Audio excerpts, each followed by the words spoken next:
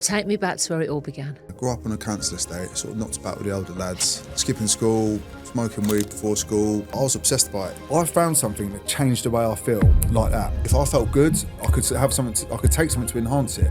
Equally, if there was a lot going on, something that I could that would take me away from it. How quickly did it escalate? When I was 19, something snapped in me. My best mate was murdered. So. Oh God, Jake. Yeah. Wow. And that was. You start to realise how chaotic your life is then, but you just don't want to admit it. Yeah. And I wasn't ready to admit it, and I wasn't ready for the party to be over. It was pretty heavy. What was the moment where you woke up and thought, you know what, I need to stop this? Guys, before we move on, I just wanted to jump on and say, for those of you that haven't subscribed, please consider doing so. It really helps the podcast. It helps us understand exactly the kind of videos and guests that you would like to see. We have some amazing guests lined up for this year. So if you are subscribed, then you're not going to miss any of the exciting stuff that we've got lined up for you. It would really mean a lot. Today's episode is a powerful one. I'm joined by Jake from Jake's Journey. Jake is a husband, a father, and someone who has lived through addiction and come out the other side. In this conversation, Jake shares his story with real honesty, from who he was growing up to how addiction slowly took hold, the impact it had on his family, and what recovery has truly looked like behind the scenes. This isn't a story about perfection. It's about struggle, accountability, rebuilding trust, and hope, especially for anyone who feels trapped or unsure how to take that first step forward. Some parts of this conversation may be difficult to hear, but it's shared with the intention of helping others feel less alone. Jake, thank you so much for being here today and trusting me with your story. So for anyone listening to this, Jake, who doesn't know who you are, tell me a little bit about you. I'm 35, 36 in May. My name's Jake. Obviously, where Jake's Journey's come from. Yeah. Lived an interesting life, to be fair. Was lost in addiction for many years. Yeah. Now try and make my purpose to help people along the way. You're married. Married. Yeah. Children. Kids. How many kids you got? Still a bit of a prat. Got 2 children. Still a bit of a kid myself at heart. They make the best dads. No, yeah, definitely. It's the ADHD. It runs with my son as well, so it's a bit of a zoo, the house at times. And how old are the kids? My son's 4, my daughter's 9. Oh, wow. So they're little. Yeah. They're little. Yeah. Oh, wow. Little babies, yeah. So you've got a social media presence now. Yeah, slowly starting to build it up. Tell me when that started. It was about September time. Of 2025? Yeah, of 2025, yeah. So a friend, I met an influencer on the off chance. Yeah. Because I was involved in some men's mental health group where we go cold water swimming. He come along and he pulled me aside and said, you got an interesting story in regards to addiction. And he works sort of in the addiction field where he does. And he said, you're funny, you got an interesting story, go on TikTok. And because of like my past and everything else, I was like, it's where everyone gets grassed up. I'm not going on there. And then I thought, you know what, bite the bullet, let's do it. And and it's just slowly people, for some reason, like me. The funniest thing I get though is I get messages on a regular basis saying, how do you create your content? And the truth of the matter is, I'm just a div with an iPhone. I haven't got a clue. You know what I mean? iPhone 14, just bellowing into it.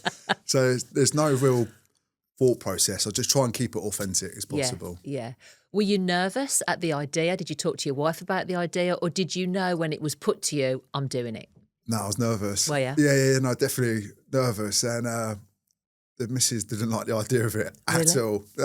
Why? Tell me why. I think she was just like, why are you putting that out there? And I was like, I don't know, I'll give it a go. And when I downloaded TikTok, I looked through it and I thought, there's a bit of a space to be humorous around recovery. Yeah. Because the reason being for that, I spent years miserable. I didn't come into recovery to lose my sense of humour. You know what I mean? And I've always sort of had a bit of gallow humour in the depths of my madness, and it sort of got me through. And I thought, if I can try and put a bit of humour, but with a serious undertone to it, it might reach somebody, you know, because there's a lot of drug banter and humour online. Yeah. But for the wrong reasons, you know what I mean? Okay. And I was guilty of it. I'd fall into it, and it almost makes it socially acceptable. Yeah. And I thought if I could try and get that twist of like drug banter, but on more of a serious level and recovery level, it might resonate with some people. Mm. So take me back to where it all began. Drug-wise, I'm talking about. Drug-wise. Yeah. How old were you? Young, 13. Okay. Yeah, grew up on a council estate, sort of knocked about with the older lads. I was always searching for some sort of validation, and looking back, I can see where it started now, because I had dyslexia and stuff like that in class, where I was always looking for the validation. I become the class clown. I acted like a prat in class. People laughed and it gave me a bit of a buzz. Yeah. So then that was that. And then I was always looking for it externally. So the drugs thing came around when I was about 13. And the truth of the matter was, I was too bad for the good kids, right? But not quite bad enough for the bad kids. So I was sort of like, didn't fit. Personally, I never felt like I fitted in anywhere. Yeah. And then when I took my first drug and drink. What was it? It was an E. Yeah. And it was the night before my 14th birthday. Yeah. And I had no sleep. And I'd been gurning that bad that I had a massive blue bruise on my chin. But while I was still awake in the morning, this is like my first time, I didn't sleep. I was trying to wash it off because I thought I had ink on my chin. I was off my head. I had to go to Brighton with my mum that next day. And she said, "What's that? You got a massive bruise on your chin. Where's that come from?" And obviously I couldn't tell her. I just said, I fell over. And she was like, "You've been out all night." Anyway, I was shot to bits. But once I got to sleep, I liked it because it was almost like my little secret. And it gave me everything. I felt like I fitted in all of a sudden. The way I explain it, it felt like a big warm hug from Sully in Monsters, Inc. Really? You know, where he cuddles that little girl, she snuggles into him. That's what it felt like. Yeah. And somewhere in that contract, it said it would give me everything, but it was probably the worst contract I'd ever signed, really, because at the bottom of it in the small print, you know, it was gonna take everything in the long run. From that first time, was there ever a period where you sat maybe on your own and thought, "No, I'm not doing it"? Oh, I loved it. Really? Absolutely loved it. Like the next day after, it's almost given me a bit of bragging rights that I had no sleep. I've been to Brighton. I've got this bruise on my chin. I made up the story to my mum and all of that. And then I'd obsessed about it from there on afterwards. There was something snapped in me. And I don't know what it is. The line was crossed and that was it. All bets were off for me from that age then.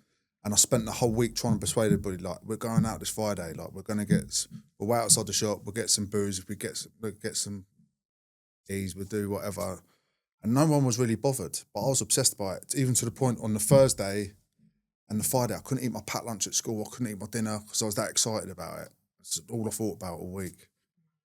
And that was from that age. And that was it. It wasn't like a daily thing. It was like more of a, you know, alcohol guaranteed every Friday and Saturday. Down the pub, you know, bottles of vodka, cheap cider, the typical teenage stuff. And then smoking puff or cannabis throughout the week. Yeah.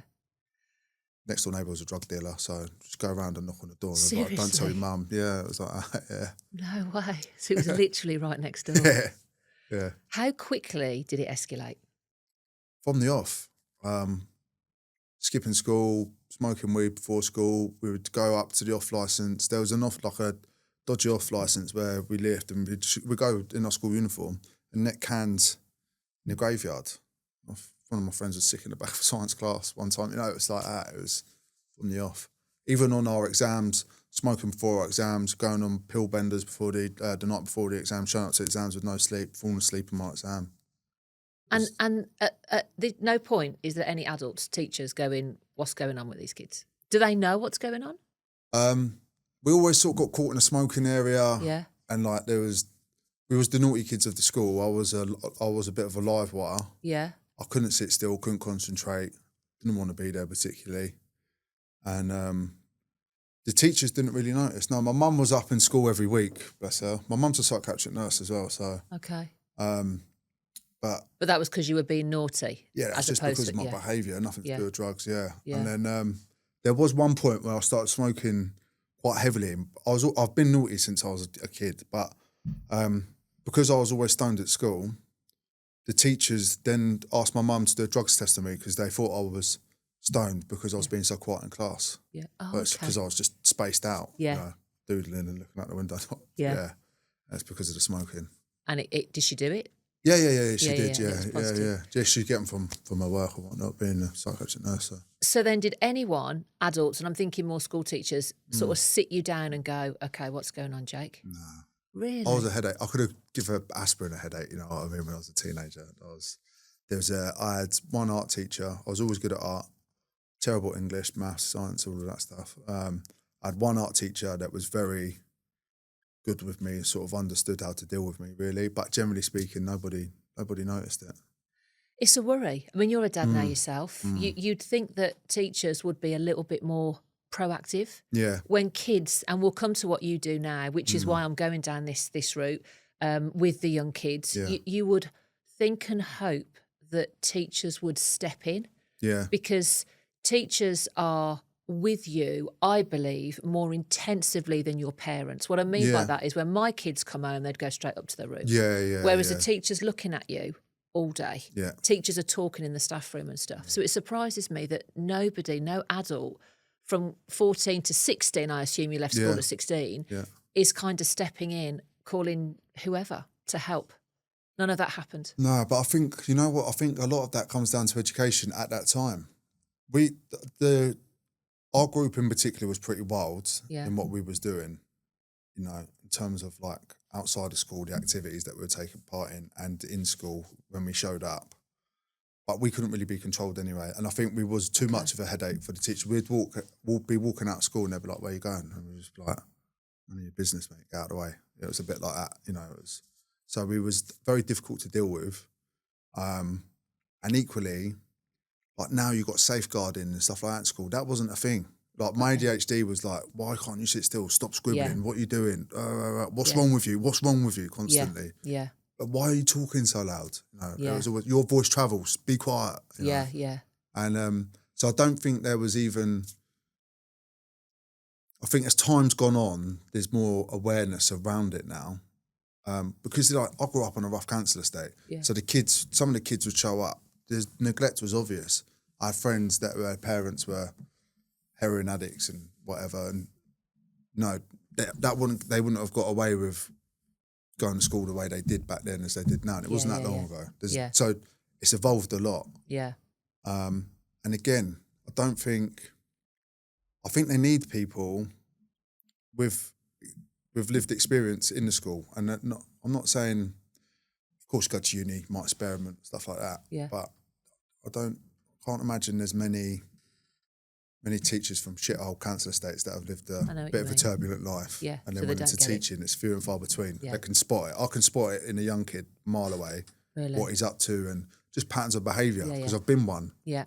But I think that's probably. But again, the reason why no one noticed me, we flew under the radar. It was just a different time, I think. Yeah.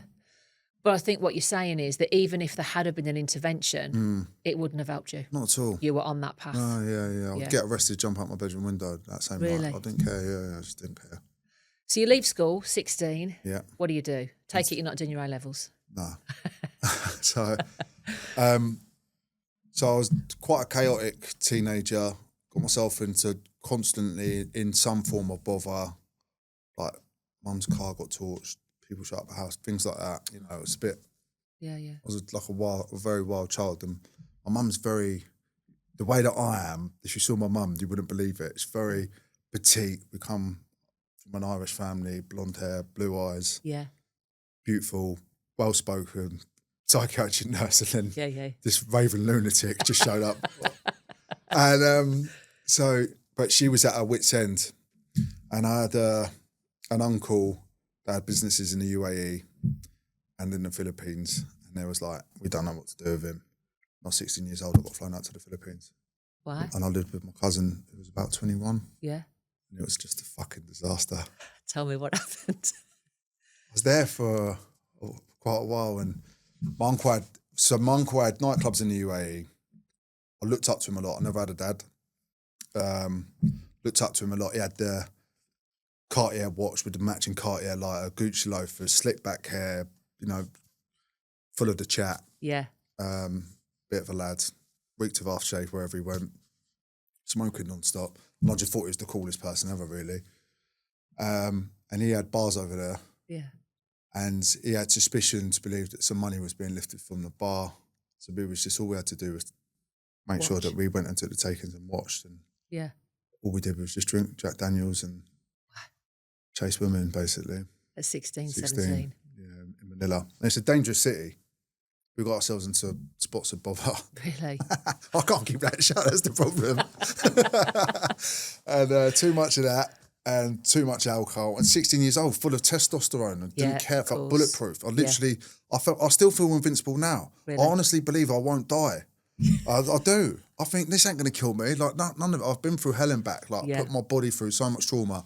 And are we just doing alcohol now at 16 or are we doing it all? No, I was doing, cocaine was a thing by then. At 16? It was all, by 16, 100%. The E's were a thing, we're going raving when we're 16 and taking E's and Charlie, it was what it was. And everybody was involved in some degree of like drug dealing on a small time level or slightly bigger for our age or whatnot, but it was chaotic. I can't it was just, my life was chaotic because my brain was, my brain was about as organised as a TK Maxx. It was just clutter everywhere and I couldn't make any sense of it. But the drugs and the partying just made me feel contained in the bizarrest way. I can't explain it. Put me in a Tesco's and I feel like I'm going to have an anxiety attack. Stick me in the middle of a rave with a load of drunks and drinking me and I feel fine. Really? Yeah, I don't know. That's mad. You don't know at this age that you've got ADHD? No. I think it was about 16 years old, there was like talk of it, but again, it wasn't really a thing and there was talking about, I think it's his dyslexia, that's why I can't concentrate. Yeah. And but it settled me down because I remember there was like a little speed era, and I've got ADHD meds now, but there was like a little speed era in our teenage years, and my friends would all buzz of it, and I'd be like sitting there thinking, this is shit. I just felt really calm.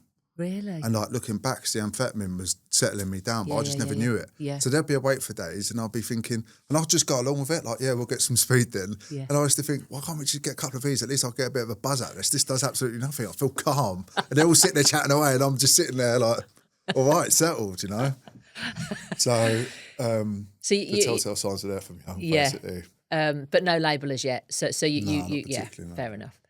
So you're in Manila. What's the day job? Sleeping.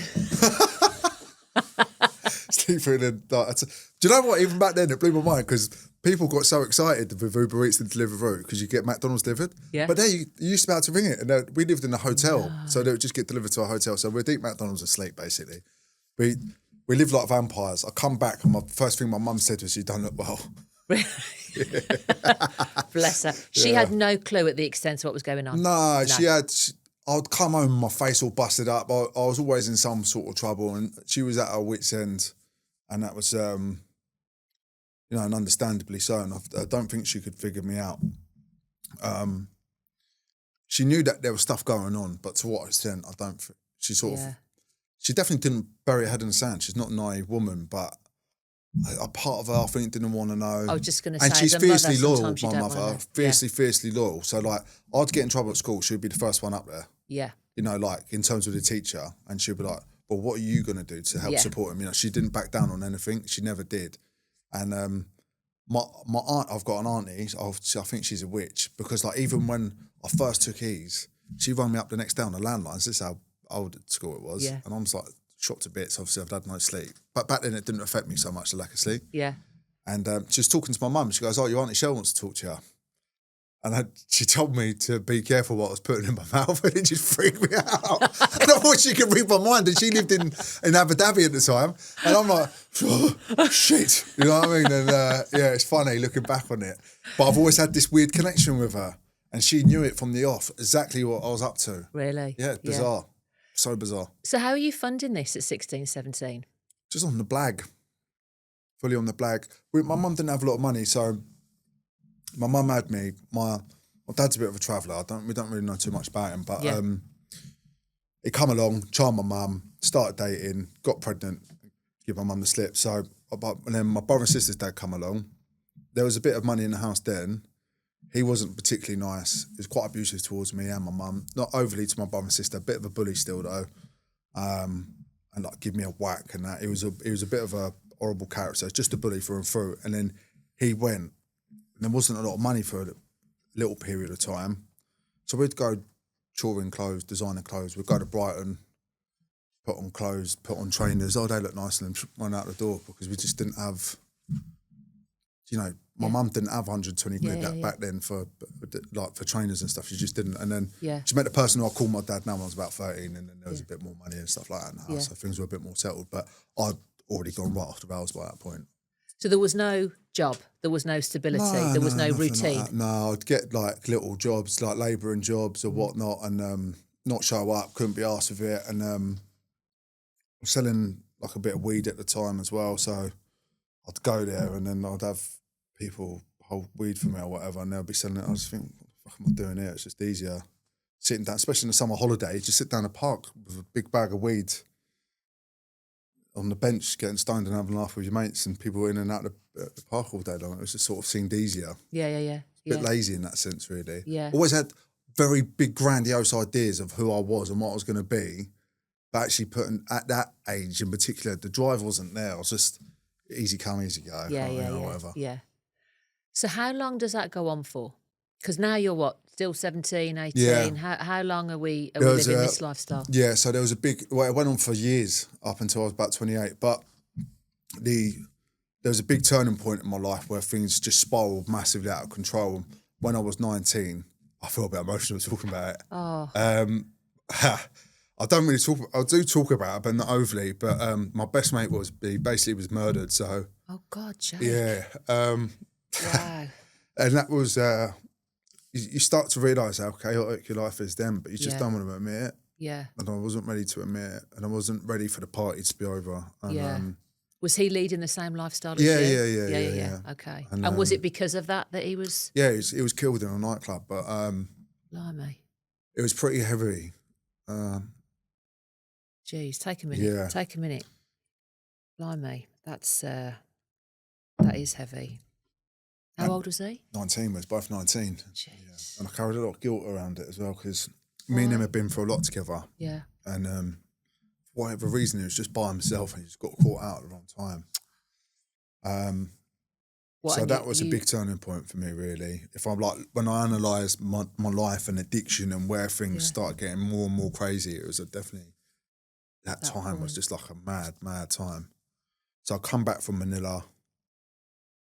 I was getting paid all right money, to be fair, but I come back with a pair of Nike TNs and a Gucci watch, and that was about it. I didn't have anything to my name, so I was just like out, just being a scallywag, you know what I mean? And my friend Ben that got killed, he wasn't. He worked, but still out raving and partying and liked his designer clothes and sold a bit of weed on the side. Nothing too major, you know.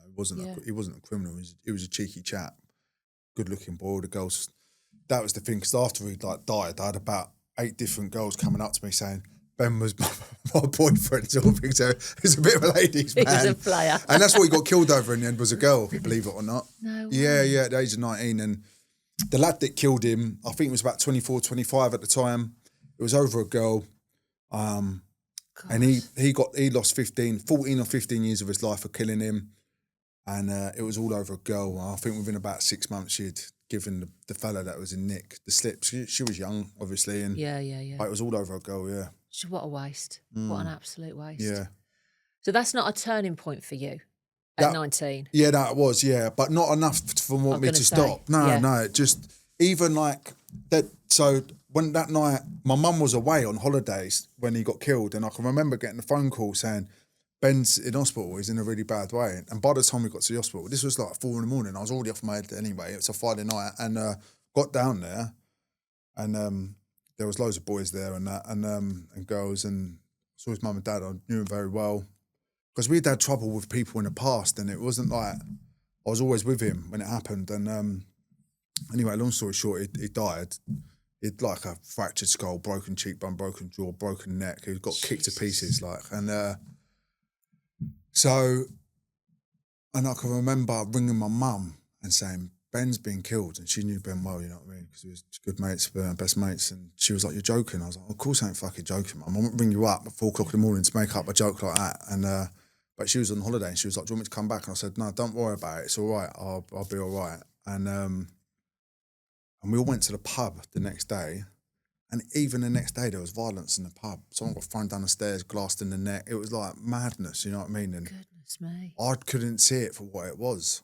It was like the train was moving too quickly. And you know, when you see things going shoo, shoo, shoo, that's what it was like. I was just on that train and things were just flying past me. Yeah. So take me from that point then. Where do you go now? I went to the UAE. I thought that would solve my problems. Yeah. And made them worse. Yeah, definitely. What I've learned throughout my life is it didn't matter where I went in this world, everywhere I went, I took that with me. And that was the problem. I was the fucking problem. You know, I'd point my finger out to all these different things. And actually, I was always the issue. You know, it was my way of thinking that caused these problems. Yeah. No one else's, you know. It was me carrying my resentment, my hatred, my low self-esteem wherever I went. Absolute gobshite, mouth of the South, right? But the self-esteem on the absolute deck, just a big mask. Got a wardrobe full of masks, and on the other side of the wardrobe's just full of defects of character, you know what I mean? Yeah. And I'll just put on that outfit and that mask and go out the door. But you don't know this yet. Like you still think the party life is where you want I just thought it was where it's at. And like I said, I had an uncle that I idolised. Yeah. And he had partying? nightclubs. Yeah, he'd party. Clearly. I'd party with him, yeah. Yeah. And he was quite a manipulative character as well. And it was, you know, being in his nightclubs and you sort of feel like a bit of a VIP and it was just a wild existence again, you know what I mean? And how long are you out there for, UAE? About 4 years, I suppose, on and off, yeah. Yeah. And again, just a dark period of my life. I lived in a hotel and like, because I lived in a hotel, I could get 50% off room service. And like, it's a little bit different there now, yeah. But back then, you needed like a liquor license, and it was like little shops tucked away, blacked out, and you go in there and get your bottles of vodka or whatever. But I just had it, just press a number and be like, bring a bottle of vodka up to my room, and they'd bring it up, and it was because it's 50% off. It was as cheap as going to the shop. So you can imagine for someone like me, it was too much of a temptation. And we'd be clubbing and then I'd have like 30 people in my hotel room sometimes. Really? We're just ordering bottles and bottles of vodka. It would go on for days. But like, it's funny looking back at it now, but one of my good pals, he's a London boy, he's from Hackney, and Rossi and Rowan, but I've always called him Rossi. And we'd been clubbing, we got back, done a couple of bottles of vodka, and it was about 11 o'clock in the morning, and we decided we was going to go to a water park. So we're filling up everyone bottles of vodka and Sprite. And it was an absolute disaster from start to finish. Obviously, got there. And I was on the lazy river and I fell asleep and I woke up burnt as a crisp. But the lifeguards were panicking because I have these like water guns and they were squirting me. I wasn't even flinching. I was going around this lazy river for about 4 hours like Homer Simpson, bouncing off the sides, not moving. And they thought they squirted me that much and I wasn't flinching that much and I was that sunburnt. They thought something serious had happened to me. It just turns out I was drunk. And so, yeah, it was pretty, it was all just like that, being a dickhead, basically. There was nothing glamorous about it. I thought it was glamorous and it wasn't. And I hurt a lot of people along the way, myself included. Ruined relationships, ruined a lot of opportunities in Dubai for myself. I go on like little meetings and just get pissed and get drunk with the people and manage to persuade them. I was very persuasive. And, I meant to have a meeting about something, and the next thing we're on a bender, and I dragged them along with me. Really? Yeah. I never wanted to go to hell alone. I'd always drag someone with me. Yeah. You know. Yeah. So gift of the gab, I suppose, is I also bullshit myself around the world. Yeah. Yeah, it's also helping you to fund this. So now we've got copious amounts of alcohol. Yeah. Obviously, the drugs are escalating. Yeah. At what point does it start to get where you are now reliant on that as opposed to the alcohol choosing it? The alcohol come first. Did it? Yeah, and because drugs are difficult to come by in Dubai. Yeah, so it was like the alcohol took over then. Okay. And then because I couldn't get drinking, drugs went hand in hand with me, but I couldn't get it. So the alcohol was extremely excessive then. But as soon as I landed back, I got myself mixed up and with a couple of geezers that I shouldn't have been involved with. And it was like, me and my ex-partner at the time were going to have to pack our bags and go. It was in the middle of the night. Oh, wow. she come back to the villa. Someone said, "Is that where Jake lives?" It was all a bit like touch and go, you know what I mean? Yeah, and yeah. my uncle was like, "Why have you got yourself mixed up with them?" And he was, you know, a bit of a villain himself. And it was like, we're gonna have to pack the bags and go. And Moonlight flip. yeah, and like I was running a nightclub at this point, and I showed up to the nightclub in the morning, and there was like 11 Moroccan geezers there and some big lump, and it was like, I won't say the bloke's name that I was involved with, and he was like, "Where is he?" And I was like, "With my ex." So I said to her like, "Right, get out." And I was like, "Oh no, I'm gonna get my head steamed in it." You know what I mean? Yeah. And I can remember that the person I was involved with owed me money as well. And I was like, "I don't know where he is, but if you see him," I was like just trying to front it. I was shaking like mad. I was like, "But if you do see him, tell him I want my money as well." And there was took a bit of pity on me, but I was only a young lad, you know what I mean? And I think they could see it as well. Yeah, like, yeah. "What are you doing involved with this idiot? I'm running this club, like, well, get out." Yeah. You know what I mean? So back in London, trying to sort of go straight, go legit. Got a job in Broadgate Circle in Liverpool Street. Managed to talk myself into a corporate job. Dyslexic, Really? yeah. What were you doing? It was like it was all to do with child quality surveyors. I just way out of my depth. Ideas above my station constantly. You know, making up CVs like, and going in and charming people and yeah, no, obviously it didn't take long. It was a house of cards. It all come crashing down. Yeah, that partner at the time was like, "You're barking fucking mad. I'm a qualified teacher. Like, well, this ain't happening. You got to go." Right, yeah. Which is fair enough. And I don't think I truly loved her ever anyway. I think I like the idea of being with her. I've always liked the idea of being with a partner until I met my current partner. She made me always feel safe. But I think I latched onto people thinking that they was going to keep me safe or stop the insanity. I always knew something wasn't wired up right up there, and I couldn't put my finger on it, you know. And I wasn't willing to admit, you know, drinking drugs were the problem. But I was mentally unwell, physically, mentally, and spiritually broken from it as a kid. Really, I just carried it, and I just left a trail of destruction wherever I went. So yeah, that come to an end, and from there, it doesn't even sound real. I split up with her. I went to Spain for 6 weeks, got off my head over there, and then. There was a fella that I knew that was involved in Spain, and he had massive contracts with hotels, refurbing hotels, and he had a contract come up in the Maldives. He was like, "Do you want to go there? You know, just go and stay in my villa in Spain for 6 weeks. Don't get in any trouble, and then I'll get you out to the Maldives." You know what I mean? What a touch! What a gift! Yeah, and he took a liking to me. He was a family man. He's from Tottenham originally, like a North London boy, but very wealthy and successful, and I've met him in the pubs when I was younger. And like older blokes always liked me, and I always liked older blokes because you know, come to realise now that I was sort of always searching for a father figure. Yeah, even though the person that I call my dad, he's passed away unfortunately, God bless his soul, but he was the best role model that I had in my life. But for me, because I was so chaotic, I just thought he was boring. Yeah, but he was kind, he was stable, he was a family man, consistent. I'd run a business, successful on every level, you know what I mean? Looked after his girls, looked after his wife, we was his stepchildren, looked after us as his own. And I was like, he's just a bit too boring though. You know what I mean? I want a bit of violence, I want a bit of chaos, I want a bit of loud noise. That's too settled for me at that time, it was too settled. Yeah. And so this chap, Spencer, who I'm still friends with now, he's a nice fella, don't get me wrong. He owes me a bit of money though still, but I let him off.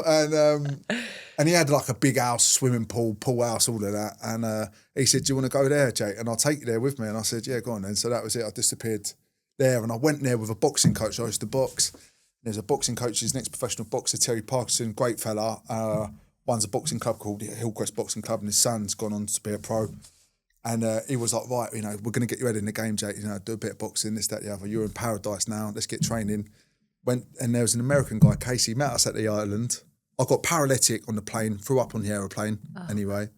And we landed in paradise. And it was like, how beautiful is it? And I remember just being hungover because I was blackout drunk on the aeroplane, thinking, I'm just hot. I'm going to go to sleep and I'm hot. Yeah, it's nice, but can we get a Burger King from somewhere? I can't get my head down. Has alcohol taken over by this stage? Yeah. When you look back, you were an alcoholic. Yeah, I was an alcoholic by then, yeah. And how old are you now? 24. 24, wow. Yeah. I was in the grips of an alcohol addiction. And whenever I could get away with it, I'd take drugs, you know, with it. But the problem was, in the Maldives is an extremely strict country, more strict than what people realise. It's 1,200 islands, but so on these islands you can get alcohol. But when we landed on this island, it was an island called Riti-Ra. Cristiano Ronaldo stayed there. Gordon Ramsay. yeah. Some of the villas are 43 grand a night. Wow. It's like mega. Yeah, we got there and. But the island had a staff bar for the hotel staff, and we was living where the hotel staff stayed. And the way the project worked, it went. They was working around it, so the other half could stay open, so it would stay in profit. And it was owned by a UAE company that owns the Atlantis Palm. Oh yeah. So the one and only branch, yeah. Yeah. And there was a subsidiary called Curzon that was involved in it. Anyway, so get there. Get to the gym, see the gym, that looks nice. Met by an alcoholic that I didn't know was an alcoholic at the time called Casey Bates, American fella. And he goes, there's a bar here, staff bar. Guess what? Heineken's only $1. And that was it. I was just pissed the whole year there as well. Drunk the whole year there. And I didn't enjoy it. I hated being there. I can remember being involved in madness and being on come downs in the UK thinking, what I'd do to live on a desert island. And I've always been jammy. Yeah. Everything's just landed on my lap. And here I am, I'm living in paradise, you know what I mean? And I didn't deserve any of it. I just bullshitted my way wherever I got. And I couldn't bear being on that island. I was never content. It's a great level of discontent inside. You know? I'm in paradise. And I can remember on the second week, we're sitting on the beach, the sunset and having a beer. And my friend went, isn't it beautiful here? I just turned around and looked at him and went, oh, fucking shut up. You know what I mean? I just was never content. I was like, yeah, it's white sand and blue sea. I've seen it for the past 2 weeks. What's next? Yeah. Nothing was ever enough. And do you think now you can look back, that was all the ADHD? ADHD, addiction. Oh, it was all of it? Yeah, it was all of it. Nothing was ever enough. You know, you're in paradise, accept it for what it is, Jake. No, this is boring now. What are we doing next? Yeah. Oh, you can't get any drugs here. Oh, shit. You know what I mean? It's like that. And, you know, I've been scuba diving a couple of times. All right, swum with a few turtles, seen a few black tip reef sharks. What's next? So I would fly out to Sri Lanka because I didn't even gamble. You know, I've never gambled because I've always been a terrible loser. But just so I could sit in a casino because it was open late and get off my head. You know, drinking, and Sri Lanka's a bit more risky for drugs. Don't get me wrong, but it's a lot easier to get than the Maldives. The Maldives, yeah. Yeah. So you come back to the UK. Again, yeah, shot to bits. Really? No money, yeah. God. And what then? Now you're still 24? 25? It's been about 25. I got mixed up with some lads in Brighton. No, nice lads, but it was all up to no good. And then the cocaine use was very, very heavy then. Yeah. 4 days, no sleep at a time. I think the longest I've gone was about 5 days with no sleep.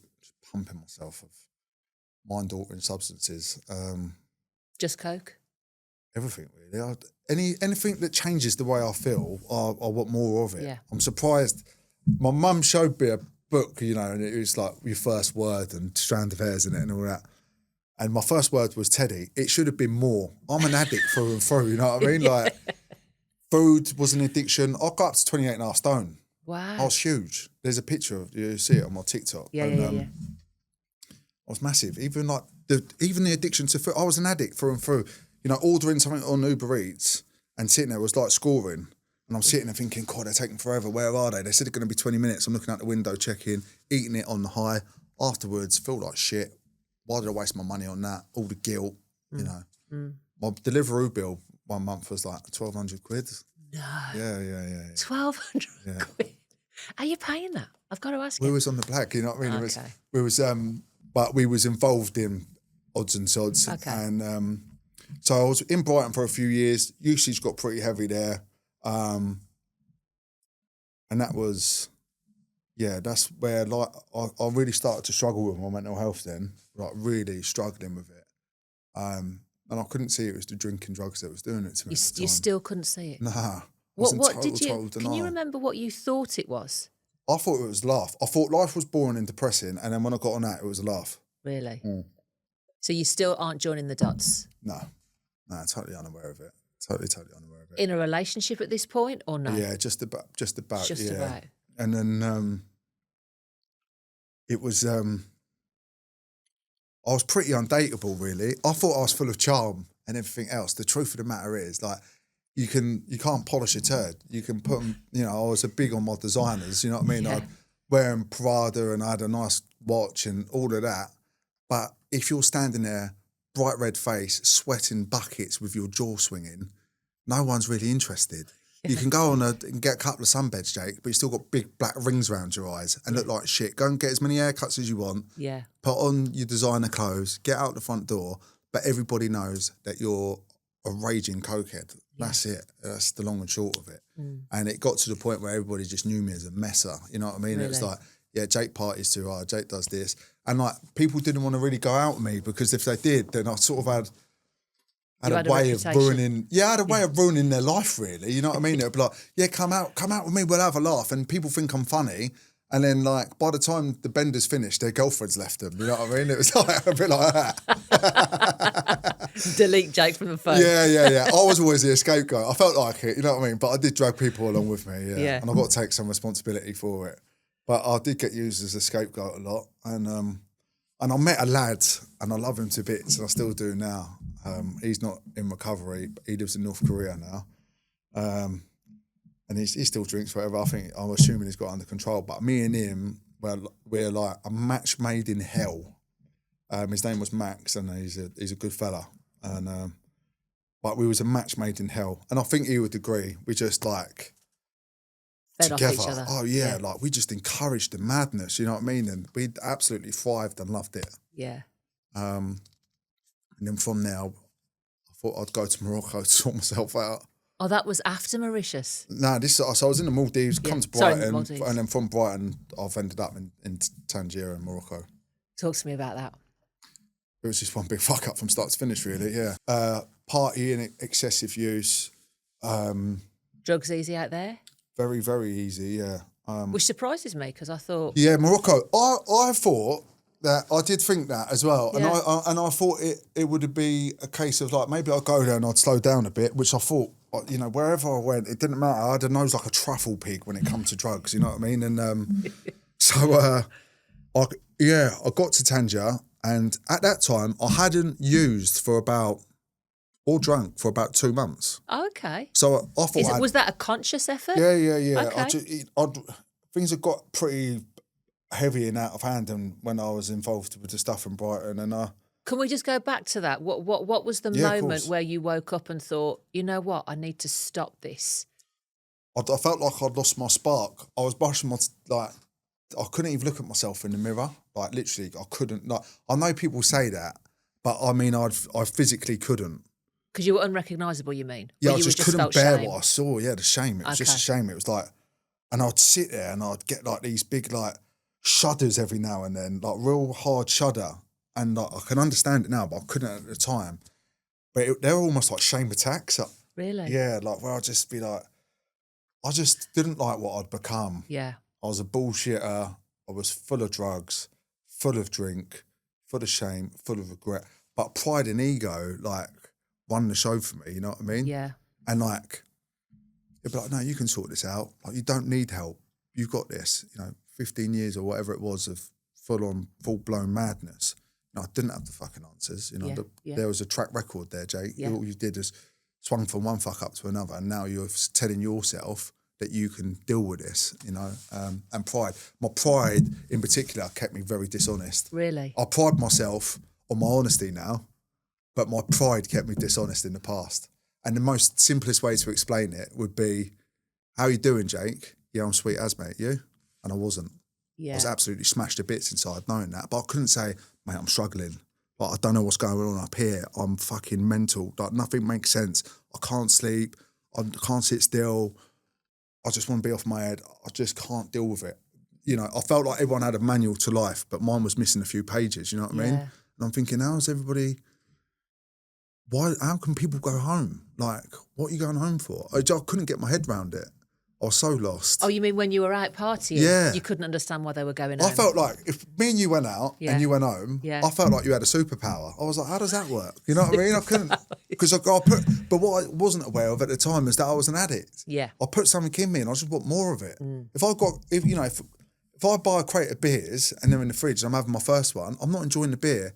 I'm thinking, shit, I've only got 23 left. Right. I thought differently Yeah. to a lot Yeah. of people. Yeah. Where people are like, oh, you just have a couple of beers. If I said to you on a Wednesday night, do you want to come out for a couple of beers? Yeah. I'm saying, do you want to come out with me till Friday? You know what I mean? But I'd hide it underneath the couple of beer title. Couple of beers meant a lot of drugs, a lot of drink. A lot of days. Yeah, a lot of days missing. Yeah. And get ready for your missus to have your bags packed when you got home sort of job, you know? That's mad. Yeah. So the wheels have fallen off. Yeah, totally. This is before Morocco. You've done a couple of months. How is that? Just Shit. are you doing it on your own? Yeah, I've done so it you're on just self-will. doing cold turkey Yeah. on your own.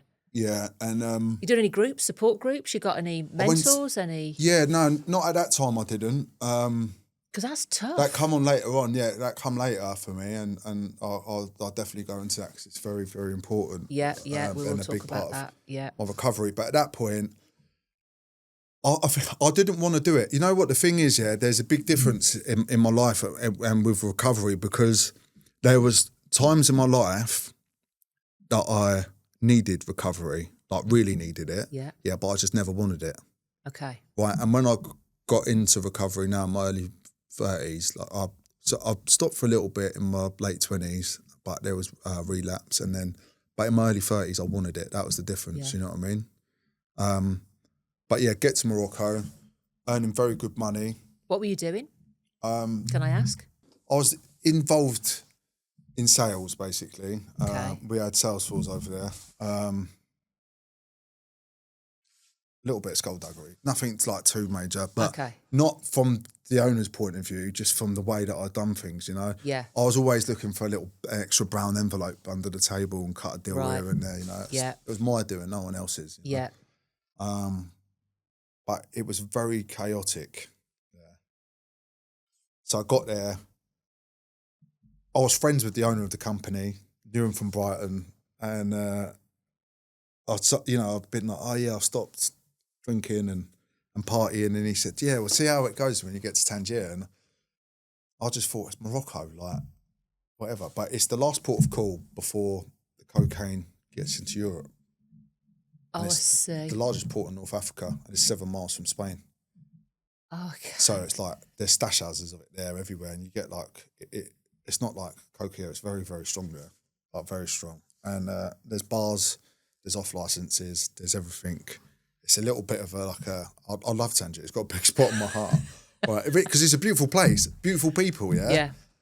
Good food as well. You know, food's always important to me, but there is a party scene there, and it's like the playground of Morocco is what it is. People think Marrakesh is not. It's Tangier. You go to Tangier in the summertime, you'll see rollers, Ferraris, and people just go there to burn money. Really? Yeah. So you were straight back on it? Yeah, straight away. I had an apartment paid for, I had a flight home paid for once a month, and I was earning good money, very good money. And just like, just go celebrate. Yeah. Yeah. And now we're what, 28, 29? About 28, yeah. Yeah. Yeah. So this goes on for a year. Yeah. It was like, I can't even explain like the madness of Morocco. We would have like huge villa parties, police there. I know. I don't want to go into that too much fine. because I've got to go back to Morocco and I always get a little bit paranoid, you know what I mean? But it was like, the best way to explain it was almost like a shit version of Wolf of Wall Street, really. Was it like really? a Moroccan version, yeah. As you were talking earlier, I thought of the wolf. Yeah. I thought, with the brown envelopes under the table and just doing. And like the sales thing suited me, you know what I mean? Because Yeah. I just talked to people and I was a charmer. And like when I remember getting my exams and like I said, the person that I call my father love is my father. He has passed away, but I remember my nan. She was a university lecturer, and my mum was on holiday again. She likes holiday, my dear, right?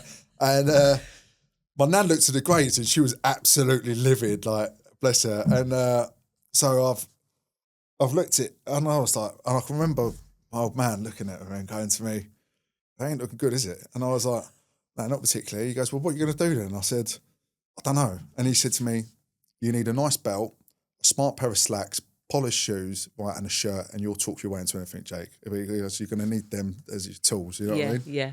And that was that. I took that and ran with it. Yeah. Did at any point, because you've got the gift of the gab, but at any point did you think, I'm going to lose that if I stop drinking and having That's drugs? what I felt. Yeah. I felt like I'd lost my spark. Yeah. And like I had a big office there that I was running, and I was just like, oh God, it was just like I'd show up with no sleep, and I've got some like Moroccan lads involved in it as well. You know, and they've never. It's like haram. You know what I mean? And Their choice. one morning, I won't say his name, but there was a lad that run the office for me and with me, sort of alongside me, really. And I can remember we'd had no sleep, and he was like, and he's never done an all-nighter, and he's got going to the office. And I was like, you'll be fine. I was like, just have a bit more before you get into the office.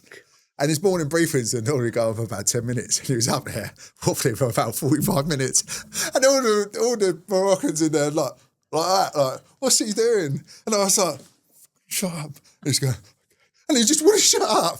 And I was ruining lives wherever I went, really. And I just thought it was funny and it was acceptable. But looking back, it wasn't. You know, it really wasn't. But I was lost in the madness. You were I was exactly unwell. right. Yeah. Very unwell. So is leaving Morocco, is that a conscious decision? Did the contract come to an end? What happened? I got a phone call in Morocco, and basically the long and short of it was, like I said, the person I called my father, my mum rang me up and said he's got cancer. Okay. Yeah, and it was stage 3 at that time. And my boss, his mum had died of cancer about a year before, and he was very understanding. So he was like, listen, you need to fly in once a week, I'll pay for it. Don't worry about it. It's only like 2.5 hours from Tanger to England. So I was doing that for a bit. Then COVID come. Oh, of course. Yeah, so that was mad. COVID come, and like Morocco wasn't a place to be hanging about in during COVID. You know, and then I'm running the office from a spare bedroom in a house that I rented a room. I always needed a little bolt hole to keep my trainers in, basically. Yeah. And then, that was things as I was starting to realise I had a bit of an issue. Yeah. What changes, Jake? Because right up until this point, you love a party. Yeah. The silence is welcome because you say like the drugs kind of keep you almost sane. What's changing now? Is it mental health? It's my mental health is shot, yeah, really shot. And I just didn't like the person that I was. Yeah. I didn't recognise myself in the mirror. And like I said, you know, like the gift of the gab and whatnot, but I felt like I'd lost my spark. Like really felt like whatever I had, whatever light was in me was like fizzling out. You know what I mean? It was like the end of the sparkler almost. It had a good run, and then it was like, it didn't look so pretty or so sparkly all of a sudden. And my journey in addiction, the best way for me to explain it, it was like, right, I'll ask you a question quickly, yeah? Yeah. So if you get on the wrong train, what do you do? Get off. Yeah. Right, but I didn't. I was like, I'm on the wrong train, but don't worry, maybe I'll just arrive at my destination. And it was a bit of an adventure, right? Yeah. It was like going off into the unknown, bit of an adventure. It will be what it will be, happy-go-lucky. But what I didn't realise is like, the further the train goes, the further I was getting away from where I was meant to be. And that person was myself. I was getting further and further away from myself. And each stop, I lost like relationships, money, pride, respect, self-respect. And then all of a sudden, I've got off this train. I'm at the last stop. It's the only way to explain it is like, it's dark, it's cold outside. It's pissing down with rain. I'm like, shit, where am I? What am I doing? Like, where am I? Where am I? And like, where I'm meant to be seems miles away. And it was like, why didn't I just get off? Yeah. Why didn't I just get off? And deep down I knew at the first stop that I shouldn't have been there. That's such a good way to explain it. For those that are listening, and I really hope that there's people where you were at that last stop that are going to listen to this and take something from it. But that's such a good analogy. And that's the easiest way, because of my ADHD, I have to visualise things for me to interpret it. And what happened at that last stop, I walked into a ticket station. It was warm, it was bright. There was a smiley ticket instructor or inspector there, sorry, and he said, "You look a bit lost."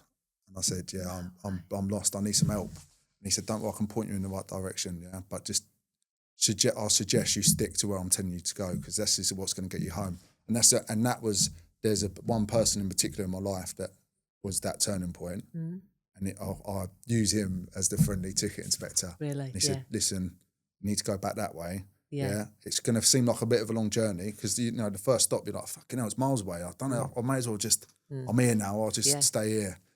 And you know, slowly on the way back, I've regained trust. You know, the next stop, a bit more love for myself. Yeah, and sanity, all of them things that you need to function. But it takes time. Yeah, it takes time. Because by the time you get to the last stop, we've been on that train for what, 14 years?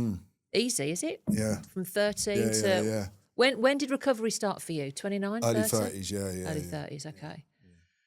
Let's talk about that. Let's talk about recovery. How hard is that? How disciplined do you need to be? It's the hardest thing I've ever done. Do you know, by the way, the ADHD now? Yeah. And you're getting treatment for that? Yeah, but because the thing is, that's I got to help. abused my ADHD meds though.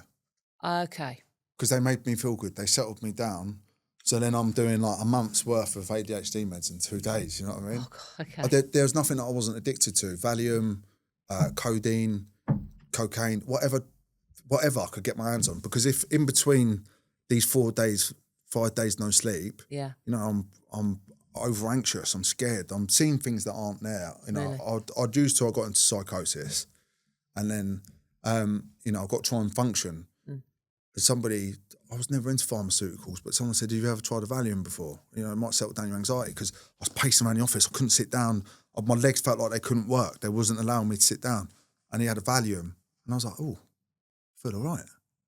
And then about an hour later, I'm like, give me another one of them. And then he can get hundreds off the dark web. And I'm like, yeah, just get me 100. God. You know what I mean? And then I'm back. And then I'm doing them in between these benders. And then I hurt my back because I fell down a set of stairs off my head. And then the doctor gave me codeine.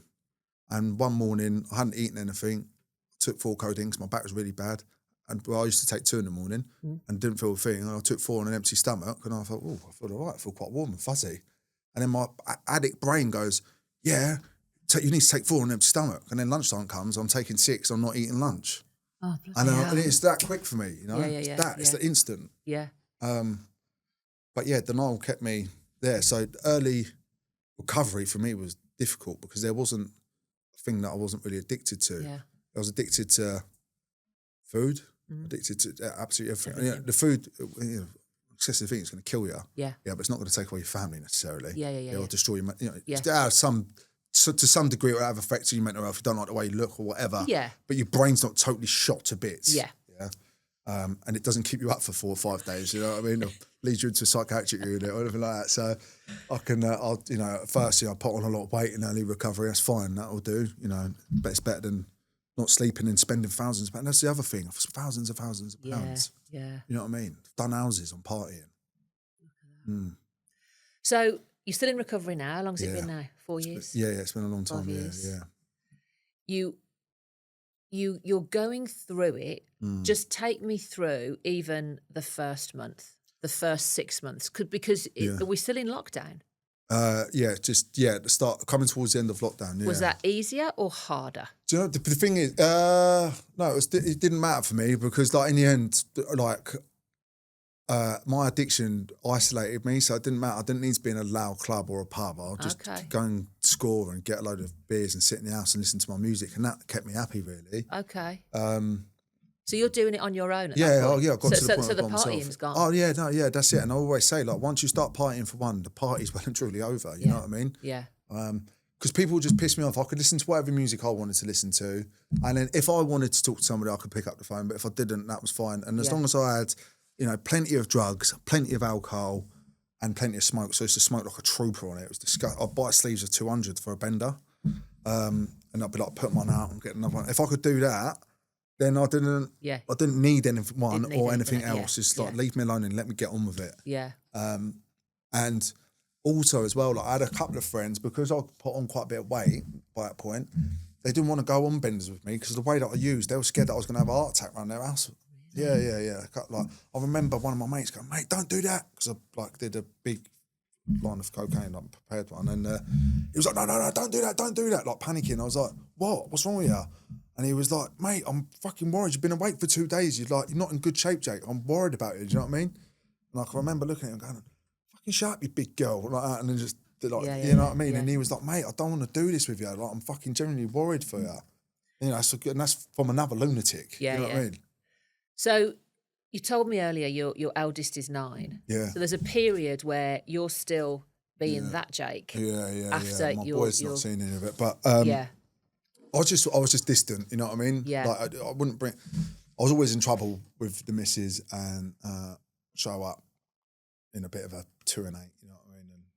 Well, that was gonna be my next question. So you go into recovery, and How is she with all this? Because obviously there's trust has gone. It must be gone. Yeah, Because you've yeah. let her down so many times. Yeah. No, I don't think anyone particularly trusted me for a little while. Yeah. This is the biggest thing. Right, there's not an addict that I've met or that I work with that doesn't want instant fixes, right? And this is the thing as well, you know, I had zero emotional intelligence. I left that back when I was 13 when I first started taking drugs. I didn't have any emotional sobriety. And this is the most complex thing with addiction and recovery is emotional sobriety. I found something that changed the way I feel like that when I was 13 years old. So anything, if I felt good, I could have something, I could take something to enhance it. Equally, if there was a lot going on, something that I could that would take me away from it. Yeah. Right. And that's from the age of 13. So I've not learned how to deal with life on nice terms by any stretch of the imagination in all that time. So I've got the emotional capacity of a 13-year-old, oversensitive, scared of rejection, sulk, huff and puff and like a raging teenager. Because I hadn't learned any emotional intelligence. That was it, long and short of it. I was like, okay, I'll stop the drinking the drugs. Now I'm dealing with a 13-year-old, you know what I mean? In my head, like, and I'm realising how childish I am and how pathetic I can be and like delusions of grandeur. I live in fantasy. A lot of the time I lived in a fantasy. You know, people will say, mate, I think you should slow down. And I think, you're jealous of my rock and roll lifestyle. It was a life of fucking misery, you know what I mean? Yeah. No, and they could see it for what it is. You're shot to bits. Who are you trying to impress still, Jake? Yeah. Party's over, mate. And I'll be like, nah. And I'll be like, yeah, they're just jealous of what? You've been 28 and a half stone and a walking heart attack. Yeah. Then no one's jealous of that, mate, you know. What does it do to your family? Because I know when addicts come on and talk about their story, it's not always the families that get talked about. No. How is are you married? Well, yeah, we're getting married. What year are we? 2026. 26. Oh, it hasn't affected me in any way, drugs or drink. No, 2027. Yeah. Oh, May congratulations. 2027. Yeah. But how is she coping with all this? Not the recovery, but how is she coping with, She's towards never the end? drunk. It's like she's never drunk or Wow. taken a drug in her life. Yeah. So the only time she's ever drunk was How on did you meet her then? Well, yeah, it's a bit of a long story that, but right, but it's funny because she's only ever been drunk once, and that was with me, and that was on our first date, and I was practically for like forcing cocktails down her neck, and I think because she liked me, I liked her. Don't get me wrong, but I think she sort of went along with it, and I didn't. She on the first date, I don't think you can see how barking mad someone it is. Yeah. But like even there was a telltale signs. I booked a river cruise for us on the Thames, and I booked the wrong weekend. You know, everything was a fuck up from start to finish on that day. How she ever stayed with me, I'll never know. and this is how mad it was. Like on the second date, we went to Bulgaria. You know, I was just like all over the show. Nothing. You know, there was no half measures with anything. Did she know? Because if she's not drinking or doing drugs, she's not part of that world. No, she comes from quite a normal family as well. Like my family's normal to a certain extent, but there's always been heavy drinking and stuff like that in the family. Her family's, none of them are drinkers. And I can remember going to her first family event and there wasn't a beer in sight and looking at them like they all had two heads almost, you know what I mean? Yeah. Like, and that didn't seem normal to me. Yeah. I was like, it was abnormal. I was like, why isn't no one dancing yet? Or why hasn't no one had an argument yet? And why isn't there booze being spilled? And my family are not animals either. No, you know I know what you But mean. like, Yeah, just different. yeah, it's just different. And I couldn't get my head around why she didn't drink. But the fact that she didn't drink, I almost thought that she was going to save me. Okay. Yeah. Okay. So you worked at that. Yeah, I loved her. Yeah. Lovely girl. Yeah. You know what I mean? And calm. She made me feel like I'd never felt calm. I've been in because of the way that my brother and sister's dad was with me, right? I've been in a state of fight or flight most of my life, really. Always on edge, always a bit worried, you know, about, because he bullied me in a lot of ways and knocked me about. So I was like, from a young age, I had a lot of aggression in me as well. So I've really struggled to trust people, like really, really had trust. I think most people have trust issues, you know what I mean? People say, oh, don't trust anyone, wear it like a badge of honour. Yeah. I think it's a shit place to be. You know, since I started to trust people and let my guard down, put my pride and ego to the side, life's become beautiful for me. But she made me feel safe, whatever it was. I don't know what it was, but she had something in her that made me feel contained. And I'd never felt contained. I always felt like society's here and I'm out here somewhere. Yeah. You know what I mean? With the sharks. You didn't belong. Yeah, and I didn't belong. And she just settled me. She made me feel calm. But she didn't drink. And I thought that the fact that she didn't drink, I'll just be able to stop because of that. Yeah. Because she was worth stopping for. Yeah. But, yeah. it took a couple more years. Yeah, it took a little while. Yeah. And, So then you start recovery. Yeah. And how does she help you with that? Is it kind of you're on your own because I don't trust you? No, she was good. I was lucky. I think, right, no, in all honesty, look, everybody's heard me say that I was going to stop drinking and using from like a young age, really, yeah? Because but I think there was a part of her that was like, all right, Jake, whatever. Oh, are you? And then but I went to so look, I got clean and sober in a 12-step program, right? Now, 12-step program's not for everyone.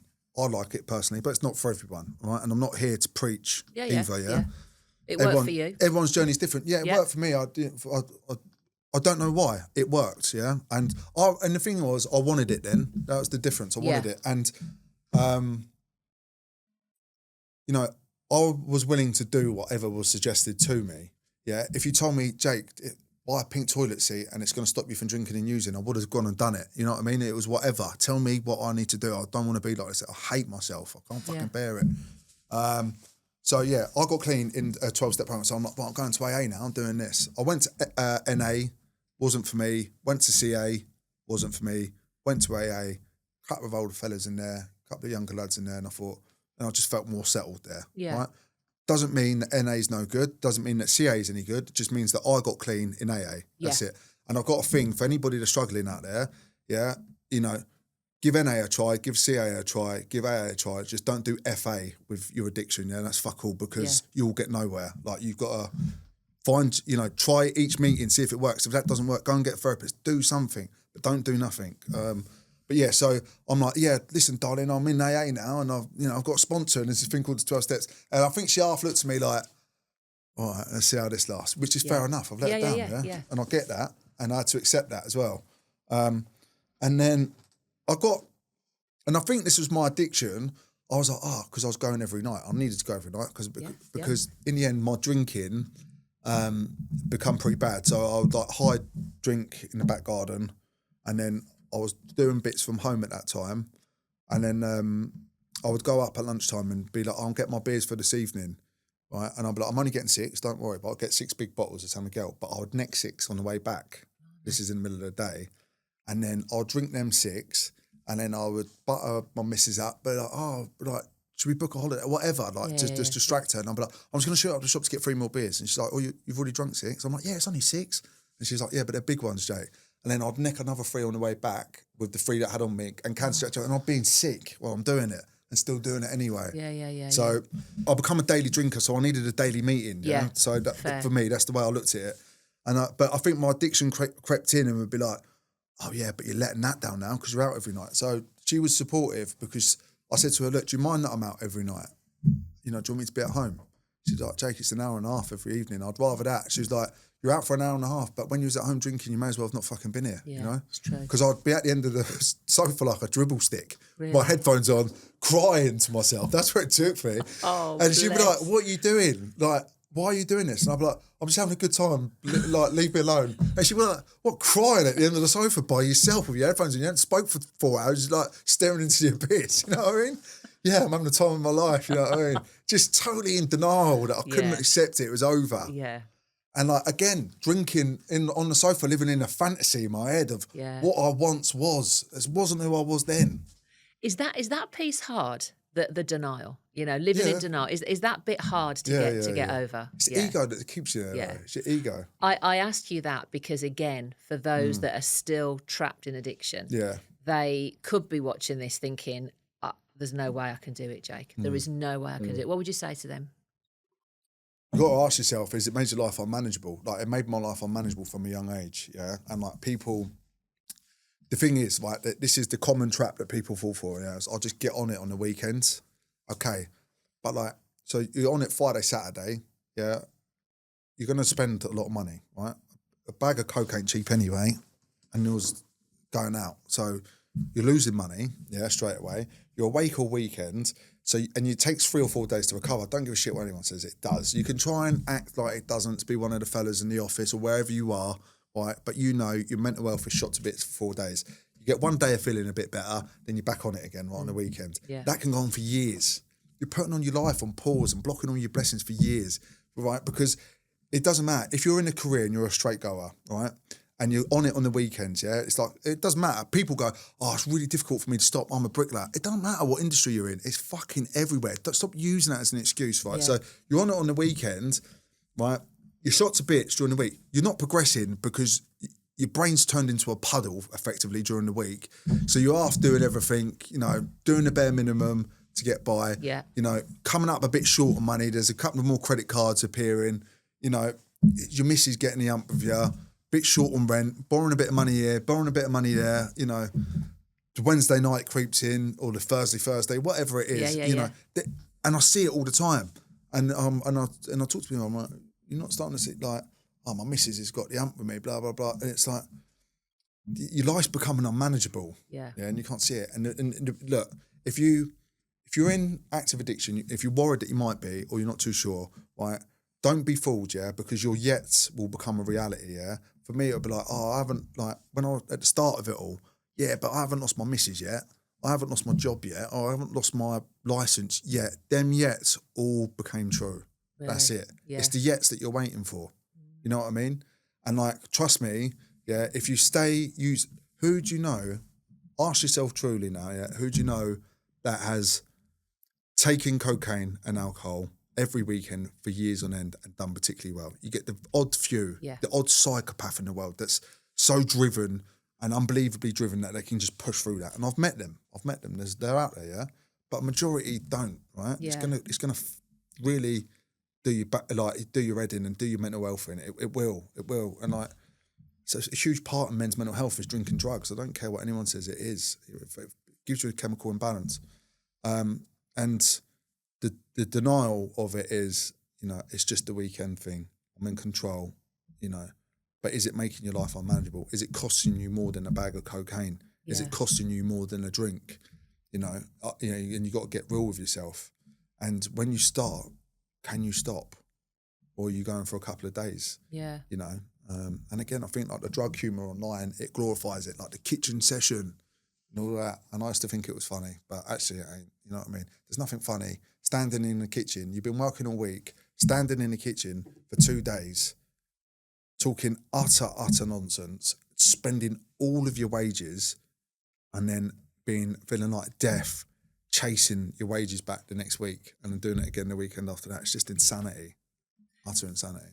Did you grieve when you stopped? Like, was there anything that you missed, or had you got so far gone with it that you were just like, I'm done? I think like a part of it felt like a bit of my identity. Yeah. And like, if I'm honest, right, I just thought one day I'd wake up and it would all stop. I thought one day I'd wake up and be a grown up, because like people say things like this, and I think it's a bit damaging. Like, oh yeah, like one day you just, you know, when you have kids or when you get a career or when you do, you know, you get older, you just stop. But it's not the case, you know.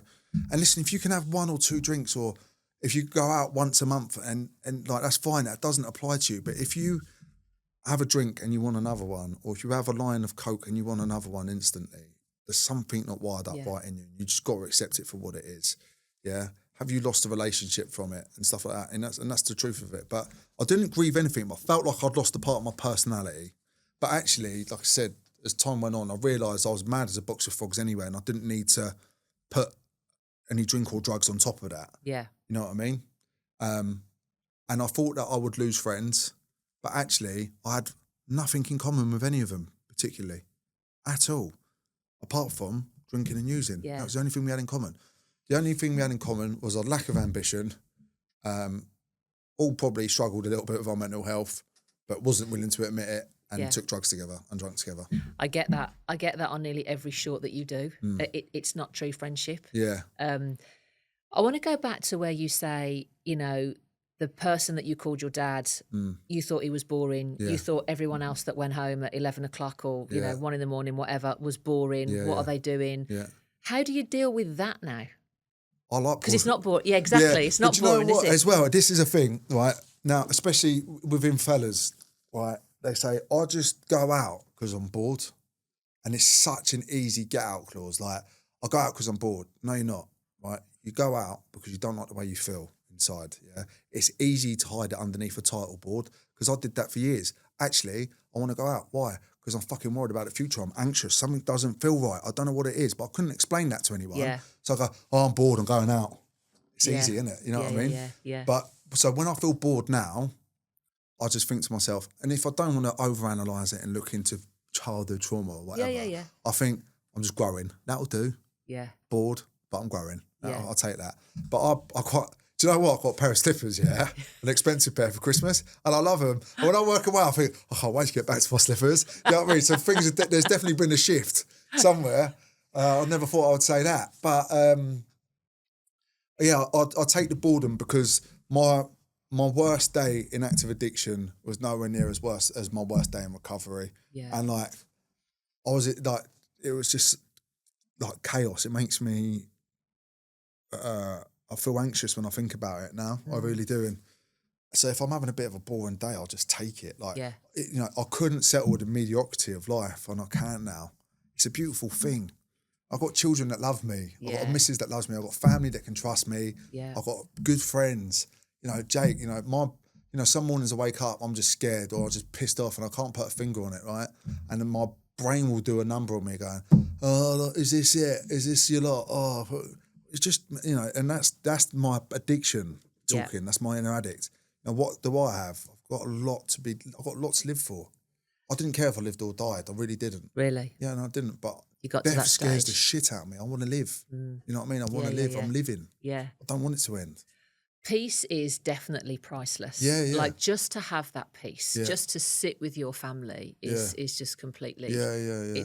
It's a blessing. No money can buy that. 100%. It's a blessing. So I know at the end of most of your shorts, you will always say, if you're struggling with addiction, DM me, see what we can help. Yeah. What do you get DMs? I'm sure you do. It's People mental, reach, and how are you signposting them? But answer the first question first. What? And do you know what? I think I need like a PA. The follower's not even that big. And if you DM me, give me a follow because it ain't matching up. You know what I mean? But no, it's all good. Yeah, no, I get a lot of DMs, and it is difficult to manage, right? At the end of the day, I'm only one man. I'm not a social media star. I'm not any of that. I'm just a Jack the lad that's come from a cancer state. I've got dyslexia. I struggle with my reading and writing. It is what it is, right?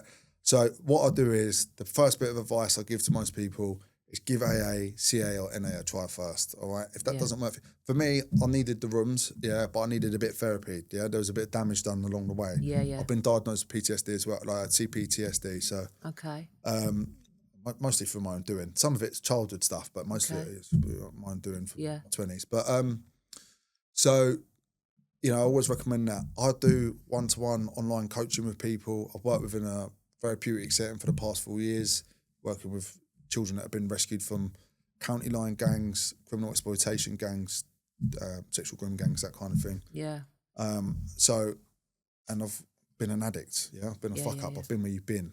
Yeah. And I don't try and dress it up. When I was like doing my training and going through everything with what I do for a living now, then it was like, Jake, you might need to tone it down a bit. I said, I'm not going to work with uni students in particular, or someone from the local polo club, right? I'm working with street kids and Jack the lads who I want to work with because that's what I was. I don't know, I wouldn't resonate so well otherwise. So because you get it. Yeah, I get it. I've been there. It. I've been a scallywag most of my life, and I've been to the depths of hell with it. The lies, the shame, the regret, all of that. I've done it all. There's nothing, and like even when I work one-to-one with people, they're like, "Well, I can't believe I'm about to tell you this," and I think. I think to myself, you don't get it. I'm just as mad as you, mate. Yeah. I've just learned to control it somewhere along the way. I was suggested to do a few things and I stuck by it. You know what I mean? Do you find that's helping your recovery? Yeah, helping people helps me 100%. I was going to say, because it kind of gives you a purpose now. Yeah. It's almost like you can use all that went on, all that madness, all that shame that you once felt to now help. Yeah. And it gets me out of self. You know what I mean? Yeah. I'm self-obsessed. I always have been, always will be. I'm an addict, It's like, oh, poor me. Like, right? So, and like I said, I wake up some mornings and I'm like, oh, full of self-pity. You've got air in your lungs. Like, I've watched the two most important men in my life die in front of me, you know what I mean? Yeah. They'll do anything to have one more day on this earth with their family. Yeah, and I've got my children in my bed with me, my dog Smelly Lenny, bless him, a little cavapoo, right, jumping about. And I'm like, oh, God, poor me. You're lucky you got air in your lungs, your legs, you got an able body, you can go to work, you earn money, you're helping people. What are you so like, you know? Yeah. But my brain will go, oh, poor me first before anything. How long have you been clean and sober now? I lose track of it, but I try not to keep track of it as well. And what I want to say while I'm on this podcast, because especially on TikTok culture and social media culture, right, don't get caught up by In the number, because when I first got into the rooms of AA, right, someone told me that they hadn't had a drink for a week. Yeah, I looked at them like they had a superpower. I was like, how the fuck have they done that? You know, it didn't make sense to me, yeah? There was like Superman, or there's some secret. What's the secret then? You know, tell me, what's the cheat code? Right? When I first got into recovery, it was hour by hour. It was on my brain all the time. Yeah, people say take one day at a time. That's fine. For some people that works. For me, I'd take it hour by hour. Them hours roll into 24 hours. It rolls into weeks, rolls into months. Don't get caught up in a number. It seemed like such an impossible mountain to climb. You know, I seen someone get their first year chip, one of my first meetings, and I thought, there's no way I'm going to get there. And it seemed too far away, you know what I mean? And as addicts, we want it now, right? Okay, I want my family back now. I want the trust back now. I want the good job or whatever it is you want from recovery. I want it now. Fix it all. Yeah, I want it done now. You know, I don't want to wait. And so don't worry. You see it so much on TikTok. Day this number, day that number. It doesn't matter. What have you done today? Have you been the best person that you can be? Have you tried your best? Have you got your head down on that pillow, clean and sober? Yes, you have. Sweet, that will do. Because listen, yesterday's gone, right? Tomorrow isn't promised. So what have you done today? That's it. That's all that matters. Just keep it like that. Because we've got a terrible way of living in the past or living in the future. And most addicts do, right? What have you done today? That's all that matters. And providing you get your head down, clean and sober, providing that you're kind, providing you're not quick to anger, providing you're trying to help someone a little way or do a good turn that no one sees or whatever it is, yeah, that will pay, that you'll get paid off the blessings in the post, yeah, if you do it in that day. Don't worry about, oh, he's clean. It doesn't matter. It's irrelevant. What are you doing? Is that how you protect your sobriety? Literally just focus on you and one day at a time. One day at a time. That's how you protect it. Yeah. Because anything above that's too much of a tall order for me. You know, yesterday is dead. Yeah. Tomorrow isn't born, and we've only got today. Do you ever get moments where you think, oh, I'm all right now, sorted it? Yeah. I could probably go down, is it the battle cruiser? Yeah, the battle cruiser. Yeah. Okay. Have a couple of Britneys down the old battle cruiser. I'm lucky enough now to know the reality of my using. Yeah. Okay. Christmas time is a difficult time of year for people, isn't it? Right? For a lot of reasons. Like, I watched my grandfather pass away September. I sat in the hospital, and the local hospital was a pub outside it, and just across the road. And I thought, it was almost like the golden ticket. I was closest with my grandfather. My addict brain went, this is how insidious addiction is. My grandfather's just died. My brain goes, you got your golden ticket here.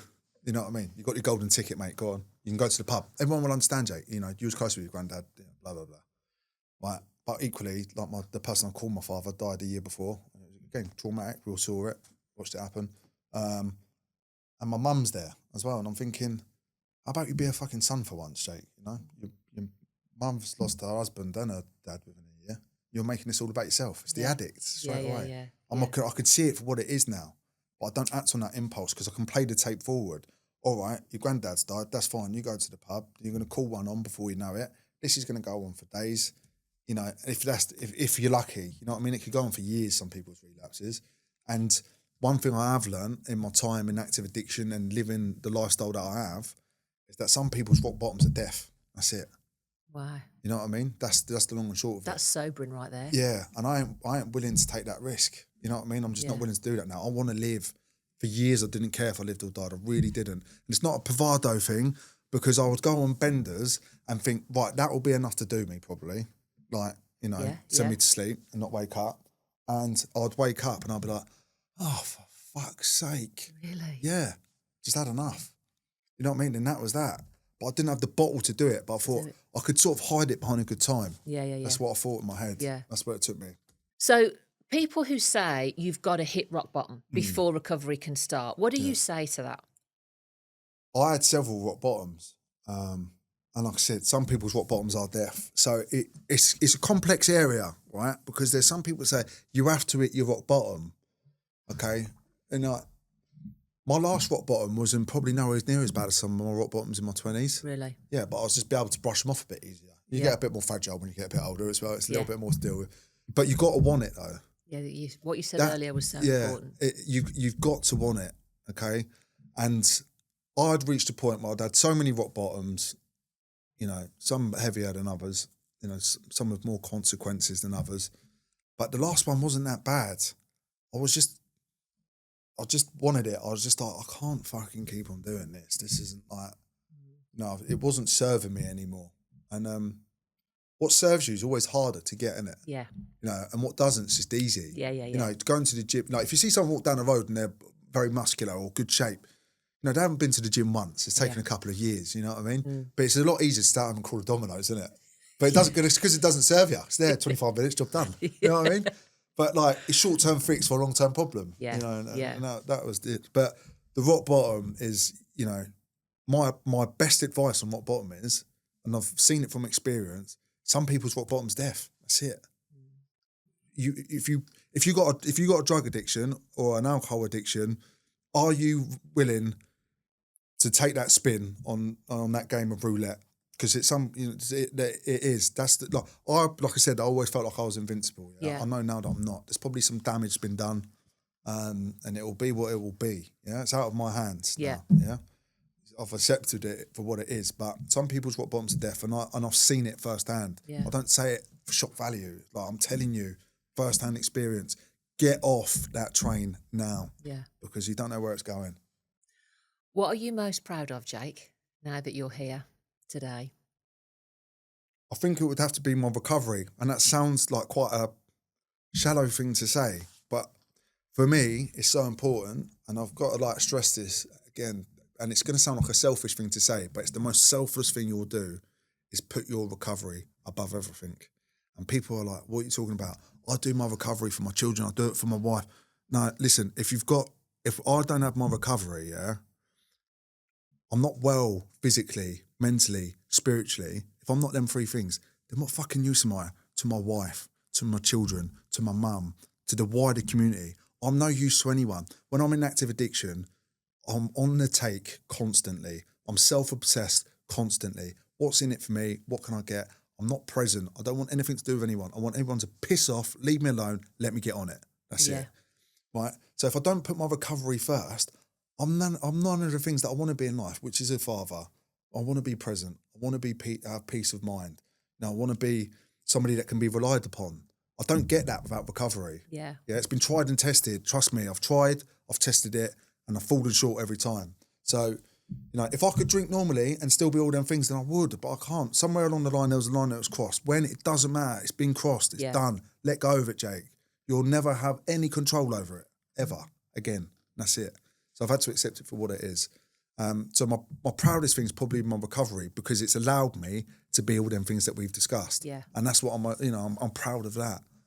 I'm proud to be a father. I'm proud to be a partner. I'm proud to be present to my family and I'm proud of what I do for a living. You know what I mean? I work with some of the UK's most dangerous, difficult children. You know what I mean? And the rest of society's given up on them, but I'm there still. Yeah. You know, I get a lot of flack online from people saying, "Oh, you charge one-to-one coaching." I put a lot of work in to get where I am. Yeah. You know, I'm trying to juggle my own mental health. I'm trying to be a father. I'm trying to do this therapy stuff with these troubled teenagers. And you're messaging me on TikTok saying, well, you should be doing it for free. Like, if I was a builder, you wouldn't message me on TikTok and go, oh, you couldn't put the extension on for free. You know what I mean? Or a mechanic, oh, you couldn't change the tyres for free. You know, it doesn't work that way. I'm sorry that you got a drug addiction. If you want the help, invest in yourself. You know what I mean? Yeah, exactly. And by all accounts, I charge 20 quid an hour. Elsewhere, I could be charging 80 quid. But if you come to me through TikTok, people are like that. Ugh. But the value of the pound goes out the window when you go in the pub. And I know that for a fact. I go into a pub or I get on the coke and spend hundreds of pounds and not even think about it. The tyre goes wrong in the car. Mechanic tells me it's 80 quid. I'm like, oh, fucking hell, that's a lot of money. You know what I mean? But I'd spend 80 quid on a bag of coke that and not even think about it. Yeah. So what are you willing to put into yourself in order to get something back? You get nothing for nothing. That's the truth. And I think the difference between your lifestyles, now your lifestyle is such an honest one. Yeah. That actually that must give you such pride and self-confidence. Yeah, it does. You know, you Yeah, talked yeah. before about not feeling worthy, not feeling that you belong. You 100% must feel that you belong now. Yeah. I've got to be honest in all my affairs, as I said, and because my secrets kept me sick. Yeah. And like even down to the smallest, tiniest secret. It doesn't have to be anything big. How you doing? Yeah, I'm fine. When you ain't, it's a little secret you're keeping with yourself. Would you say that's the real truth for an addict? No secrets. No secrets. 100%. That's got to be it. Hasn't it? Yeah. Deflate your ego. Yeah. Put your pride to the side. Deflate your ego. And start getting honest. And one of the final questions I want to ask you is, I spoke about it earlier, but partners, wives, families of an addict, what advice would you have for them? It's going to sound cold, but it's the truth. If you don't set boundaries, you're enabling. That's it. What sort of boundaries are we talking? It could be if, I don't know, for example, if you're coming back and you're absolutely off your head and the kids are in the house, you ain't coming in. Okay. Go and find somewhere else to stay. Whatever you feel appropriate, your boundary is as a partner, you need to put it in place. And I'll tell you why.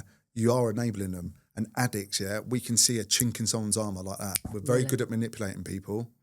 We can see people's weaknesses for what it is. We spend the whole life being somebody that we're not and charming people and spinning plates here, there and everywhere. Yeah. And if we can get away with it, we will. That's why we lie so much. We lie because we're not proud of who we are and stuff like that. So if you don't set your boundaries, you are enabling. And it's as black and white as that, and as cruel as it sounds, because you love the person, you want to wrap them up, you want to help them, unless they're willing to accept that they need the help. Unless they want it, like you said. And they want it, you are never going to change them. You know, as people, there's nothing you can do, there's nothing I can do. We can't control people, places or things. The only thing we can control is the way we react to these things, and people and the places that we are. And it starts by putting your boundaries in place. And you don't fold, you don't bend on them. Yeah. This is it, If you want to carry on using, you ain't coming back in the house. If you want to do this, then whatever you feel appropriate, you put it in. And, you know, the buck falls on them. It's not your fault.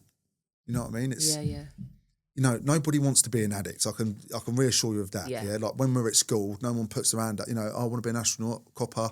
Oh yeah, I want to be a cokehead. No one's doing that. You know, no one wakes up in the morning and goes, oh, can't wait to ruin my life. You know what I mean? No one does that. You know what I mean? It's not like, oh, I can't wait to let the wife and kids down today. Like, no one does that. Everyone wakes up with the best intentions. But addiction's a powerful thing. It's all consuming. It's centered in the mind. It becomes all consuming. The noise of it gets very, very loud at times.